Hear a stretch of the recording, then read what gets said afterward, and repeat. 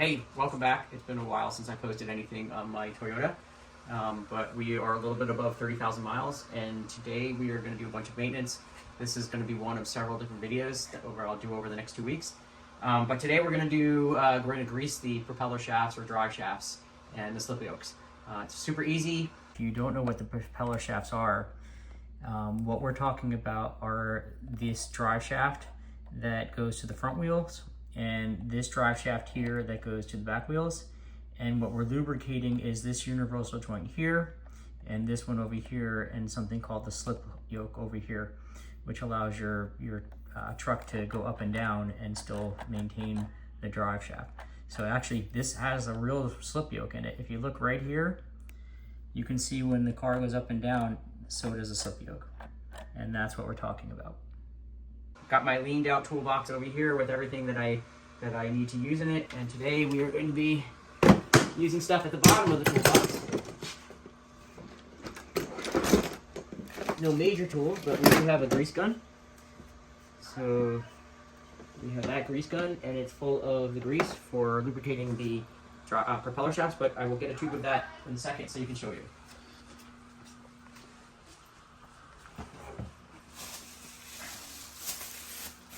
This is what I have in my grease gun. If you have some bottles of this lying around your house, make sure you store it in something, because that's what happens. Then you get grease all over your shelving and stuff. But this is specific for the Toyota application. This is an NLGI number 2 lubricant, and it's something that they recommend in the Toyota manual. All right, so if you are checking out my garage floor, it's a rubber floor, so it's a little bit soft. So when I jack up the front, I got a piece of wood for my jack. And if you walk around here, got my new jack stands. They should be good on this floor with those wide pads on the bottom. We're going to find out for sure soon. I will show you the jack point, lift points for these things so that we can keep it up off the ground and spin the wheel so we can move the propeller shafts in the right position. The same thing on the other side here.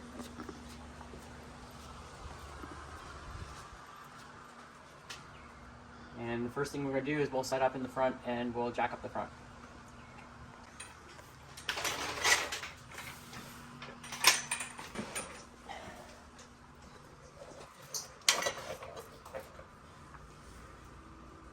Okay. All right, so before you jack up your car, you want to make sure that you have it chalked so that it doesn't roll on you. It's a pretty cheap chalk. I'm going to put something different on the other side.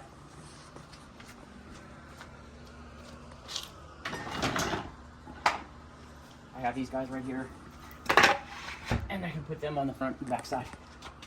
All right, so we have our jack ready to go here, and if you get a good look over here, there's a little dimple in the bottom of this thing, and right here, and this is where you put your jack underneath, and you can lift up both sides of the car at the same time and then put your jack stands in. So I'm going to do that now.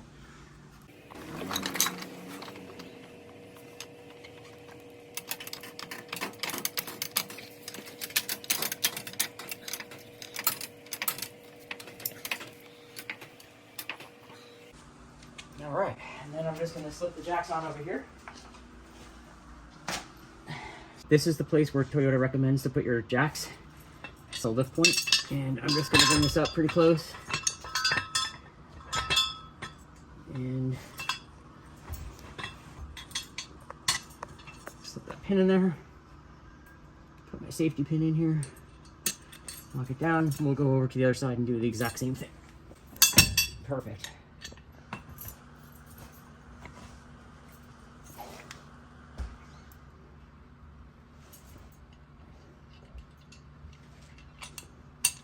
Okay, that's for the front. So now I'm going to take the weight off the jack, because you never want to work on a car with the jack supporting it. All right, so let's just go make sure the jack stands are staying in the right spot. This one looks perfect. The other one I can see from here. They're right where they need to be. And now we're going to go to the back.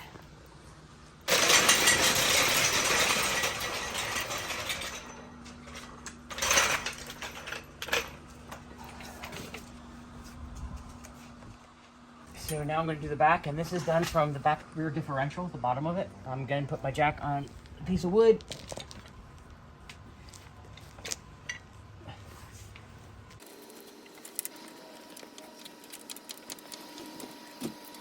And now I'm going to do the second lift point. And they are right here from Toyota. So on this side, the same thing on the other side.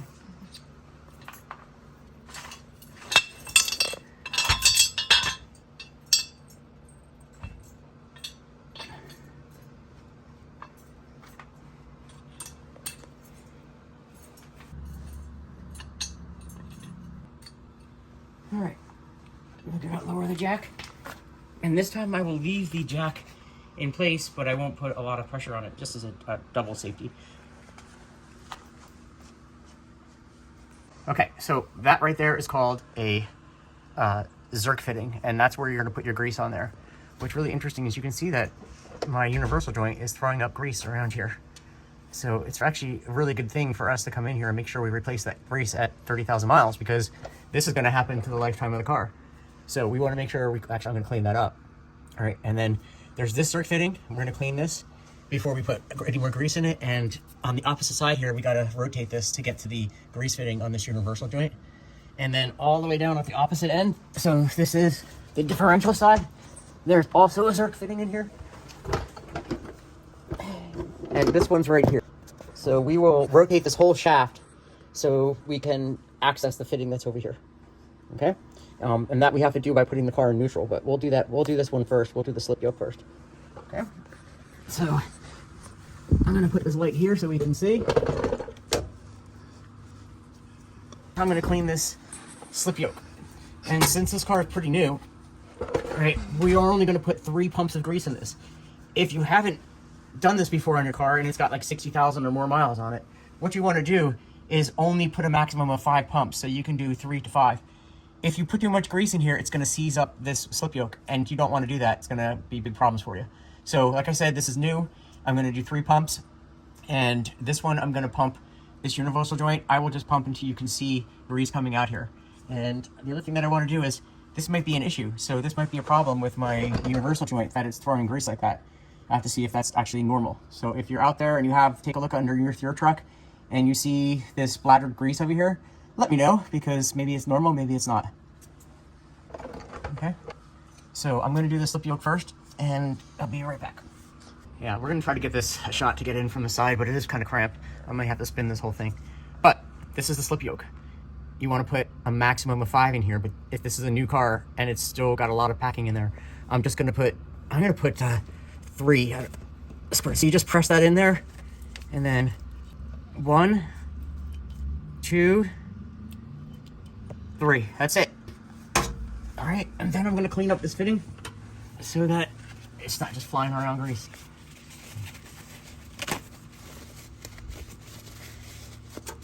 All right, and I'm also going to clean up this so I can keep monitoring that.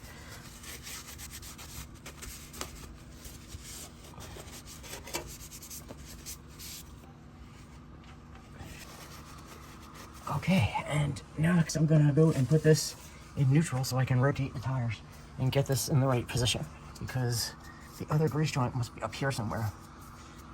All right, so we will be back in a few minutes.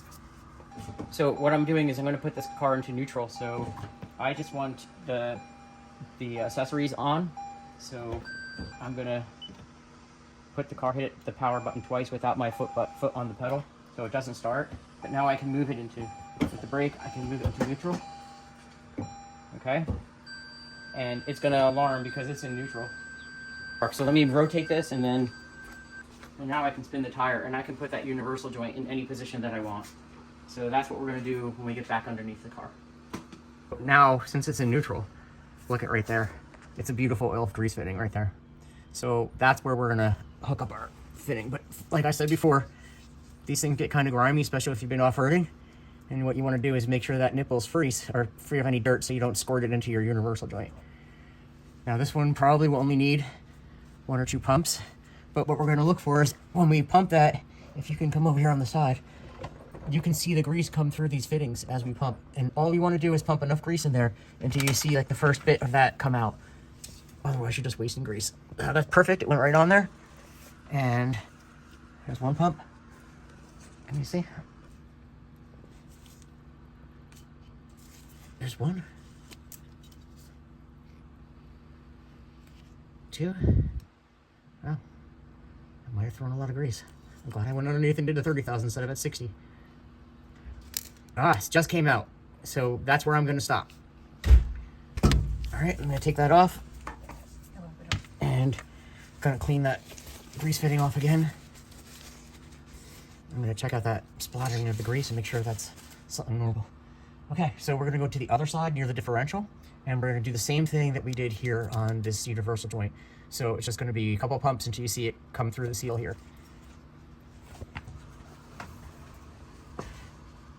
All right, so you see that is the other sort fitting. And again, we can rotate this to make the job easy as possible. So right here is probably good. I'm just gonna clean this off. It's super clean underneath here. So, but that's all. I'm gonna grab my grease gun, put that on there. And again, just waiting till it comes out the sides of the universal joint. So there's one pump. That was a wasted pump because I didn't have it on all the way. That one went in. That one went in. And you see it just came out, so that is enough grease. And I made a mess in here because it wasn't on all the way, so I'll clean that off.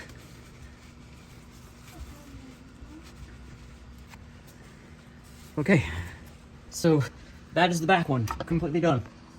We're gonna move up to the front, and it's exactly the same thing, except inverted. So this piece will be on the other side first, and this will be at the differential at the front.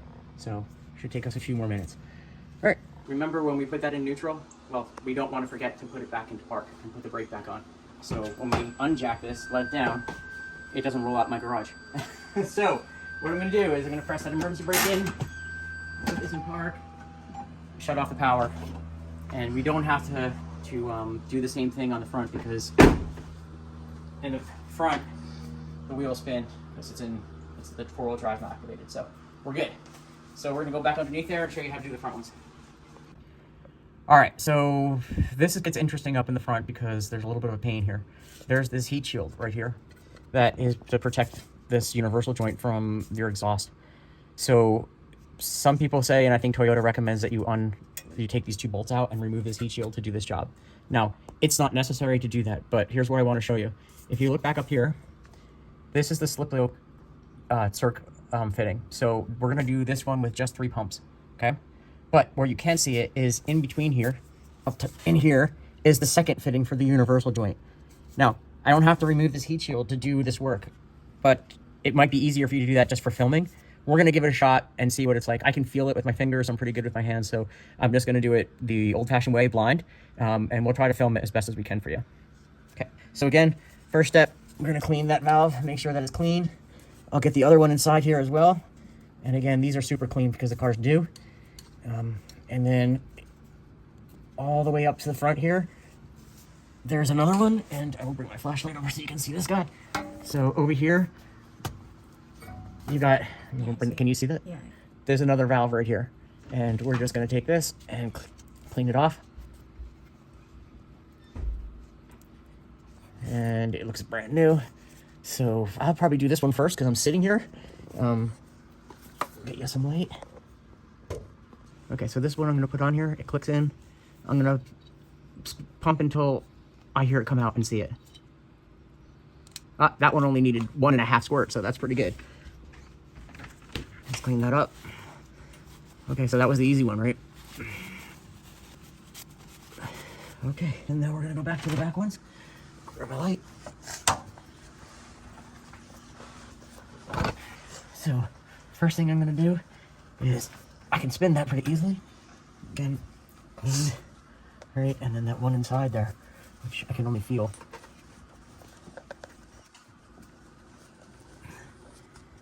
Okay, that one looks pretty good. And what I don't see on the front here is I don't see any grease splattered all over my car, so interesting.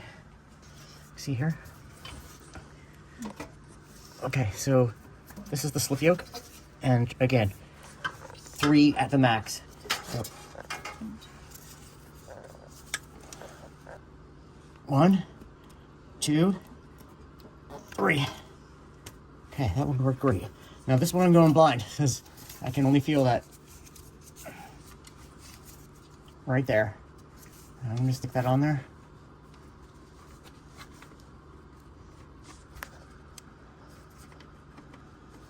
Okay, I'm on. All right, now I'm gonna listen and I'm gonna watch. 1, 2, 3. Let me see. Well, I went in there, but I didn't see anything come out yet. So let me take a quick look.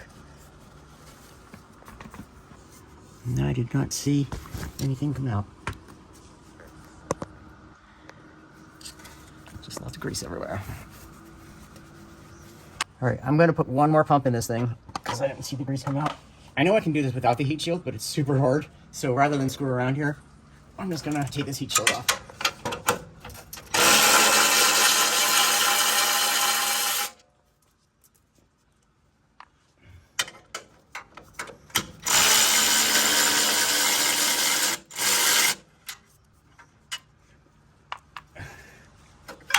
That was totally worth the 2 seconds to take that off. So, rather than saving time, this time we're listening to Toyota. Okay, so now I'm turning this so I can see it. And there's the nipple's literally in this tough spot. That is in a tough spot. So, I'm gonna get it right through here. And this time ought to be for the gold.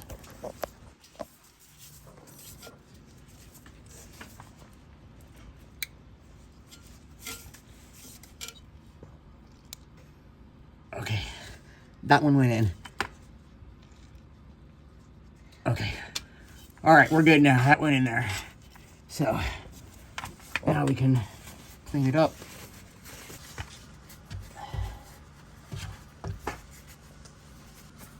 Okay, so it's all cleaned up now. And now what we're gonna do is put the heat shield back on. So let's check this out. The way Toyota did this is they put a double lip in here, so it doesn't fall on your face when you take those screws out. It's pretty good thinking there.